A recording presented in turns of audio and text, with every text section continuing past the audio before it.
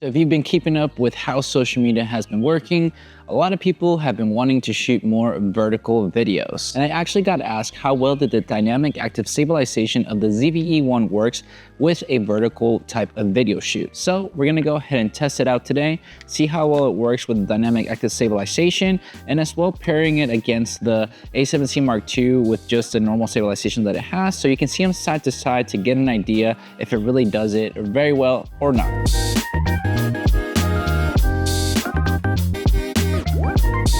So we're gonna be doing the test out here where I can kind of just take videos of my wife as we walk to show the examples between these two camera setups. I'm actually gonna do a little bit of a system where I use the ZV-E1 with a Tamron lens with a dynamic active stabilization to see how well it performs with it, since some people say that if you use a third-party lens, it might not be as good. And then the A7C Mark II with a Sony native lens with a 20-70. But I'm gonna keep them respectively at the same focal range, obviously, and the same f-stop as possible to try to keep everything as similar as it can be. And then even switch the lenses between them both to see if there's a major difference. That way you can have a little bit of an idea of how well it performs or not. My scientific methods are not gonna be super accurate. I'm just gonna kind of put them together. I didn't really have a setup to be able to do whatever, but we'll see how it goes. First up, we simply have the follow walking test while filming vertically in 20mm and 35mm.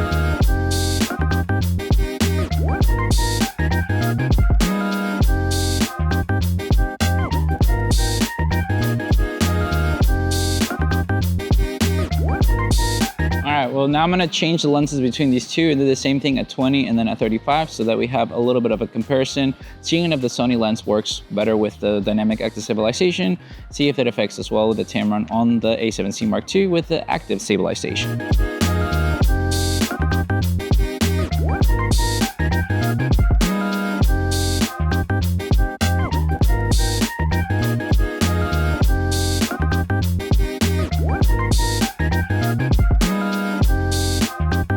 Time to keep having some fun with this test. So we moved on to the next location to try a different method of filming, and the next test we have is doing a bit of a circular pan as we move around our subject.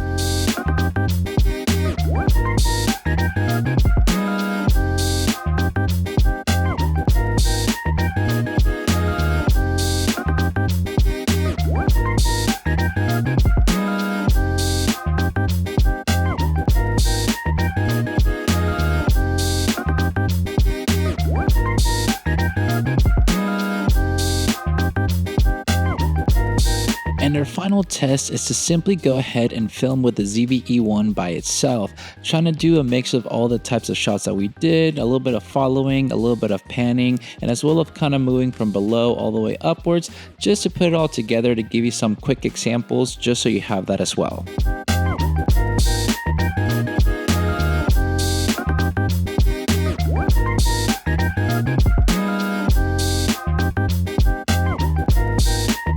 Well, I am done reviewing the footage of the ZV-E1 with the dynamic active stabilization and the A7C Mark II with just the active stabilization to see if I noticed any major differences in shooting it in vertical mode, because in reality, most of the time that I use the dynamic active stabilization is in horizontal mode.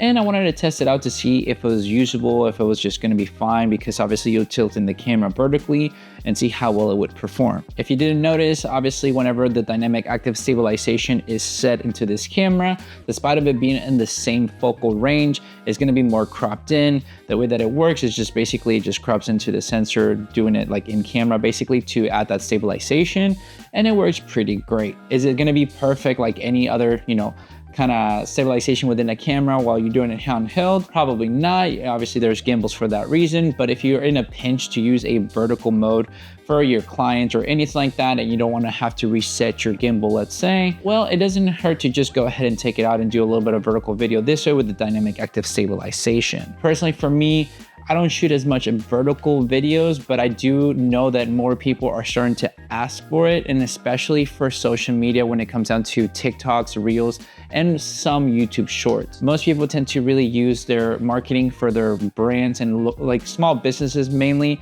into the Reels and as well TikTok. So had somebody who was wondering if the dynamic active stabilization in vertical mode would be fine and would be usable compared to, you know, not using it in vertical mode how I usually use it with other videos. Didn't really want to do it in this video because if you check any other videos of mine, that's the whole point that you can see them. But for the sake of this video, is just for the vertical mode to not add too much that just kind of wouldn't matter. And I wanted to kind of just pair it up against the Sony a7C Mark II since it only has the active stabilization. So in case that you shoot with an a7 IV, a7S III that doesn't have the dynamic active stabilization, you can see if it's worth it, if it's something that you would want to or not, especially because some people say as well that the third-party lenses might not work as well with, you know, the actually like Sony native glass. But I actually talked with a Tamron rep not long ago about that. I asked him if that was a, you know, a real thing, if you will, and they said not really. I mean, there's just going to be minor kind of mechanical things within the lenses because of how they're built, but Sony gives Tamron basically, I guess, the blueprint of what to do for when it comes down to that. So take that with what you will. That's just what, you know, kind of they told me. And personally, I don't really notice that much of a major difference. It really just kind of depends how you're shooting, and that's going to be the ultimate thing when it comes down to that. So hopefully the tests, you know, kind of help you out to know if you're going to need to upgrade to a little bit of dynamic active stabilization with a ZV-E1, or you're fine with having the active stabilization within, you know, in a Sony a7C Mark II, a7 IV, a7S IIIs, and so on and so forth that have it. So I would love to know your thoughts of what you think about the dynamic active stabilization in vertical mode. Is this something that you are going to be using in the future because more clients are wanting to do vertical mode? Are you wanting to do more vertical mode? Are you trying to become just maybe a short form content creator versus doing the long form content? So we'd love to know your thoughts down below, because personally for me, I just honestly still shoot everything vertical and I can still crop in perfectly fine. It'd be nice to have open gate with these cameras, but Sony is Sony, so it is what it is. But at least I think I can crop well enough. And if I know the intentions of what I need to do for post, it's going to be a little bit of both. I know how to frame everything accordingly to what I need to, since I do it for myself. And if I need to do it for somebody else, I know what to do. But obviously, if you know that you're just going to shoot vertical, well, you already know what you have to do and pick and choose whatever you want. If you need more stabilization or not, it's going to be ultimately up to you. But with all that said and done, guys, thank you so much for watching this video. Make sure to like and subscribe to this video. The plan will catch you guys in the next one. See ya.